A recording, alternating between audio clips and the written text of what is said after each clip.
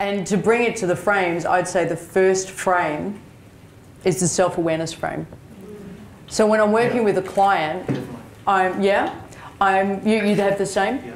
A lot of this will come out because we talk about it, we'll realise that's our frame. Yeah, yes. Because we've never consciously enlisted our strategy for it. So our first frame, it would seem, is self-awareness. I'm being as clued in as I can into where they have their blind spots, their scotomas, they just don't see it, they don't know about it. The parts where they're kind of aware of it, but aware of it very inaccurately, so their map of reality is not close to reality, which is causing them pain. Or where they have a map that's healthily related to reality and is functional and going to move them forward.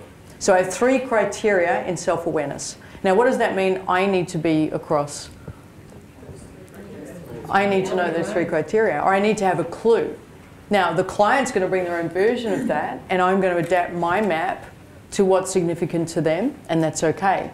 But where I know there's a clear violation of the universal laws, like I should be successful whilst I sit at home playing video games in the basement, that is not a match to reality in any way. And whilst I want to respect the client's map, if their map is hurting them, holding them back, and never going to get them restored to being their centered selves, I'm going to challenge the map. So that's the difference between respect the map and challenge the map.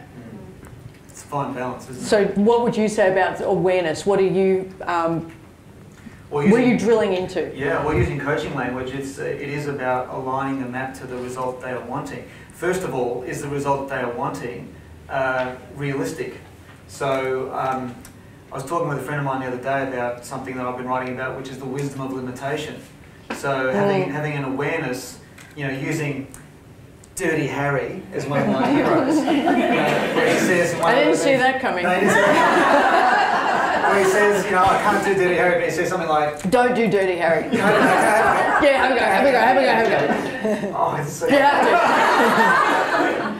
A man's gonna know his limitations. And then he just blows them away with that's another story. We can always edit. Thank you, Sharon. I appreciate that. But I was saying to a friend of mine, I said, we've got to also, by the same, with awareness, a big part, to me, one of the fundamental frames of awareness is having an awareness of our limitations, which I'm very apprehensive in sharing generally, because I don't want my client to then put themselves off the hook and start being unrealistic with their limitations. But the point I'm making is, I was saying to this mate of mine the other day, I said, if you're a Jeep, but metaphorically, if you're a Jeep can't go 0 to 100 in 3 seconds flat like a Audi R8 V10, supercar. It's got to know its limitations, but it can do things that the sports car can't do. It's got different sets of abilities, different strengths and different capacities. And when we start becoming aware, realistically, of what our limits are, we become more aware of what our true possibilities can be. Because one of the myths I can't stand... Well, it gets us out of magical thinking. It does. And one of the This is about magical thinking to me. So in self-awareness, yes. I have a magical thinking criteria. It sounds like you do as well. Yeah, I sure do. Like, how magical is this person's thinking versus what would realistically fulfill them? Yeah. And if you keep hanging on to the delusion, you're wasting time and wasting years and wasting relationships and wasting experiences, because you're hanging on to a delusion that you're not geared for. Yeah, exactly. I trust you got value from this podcast. We had so much fun and delighted in bringing it to you and for your loved ones.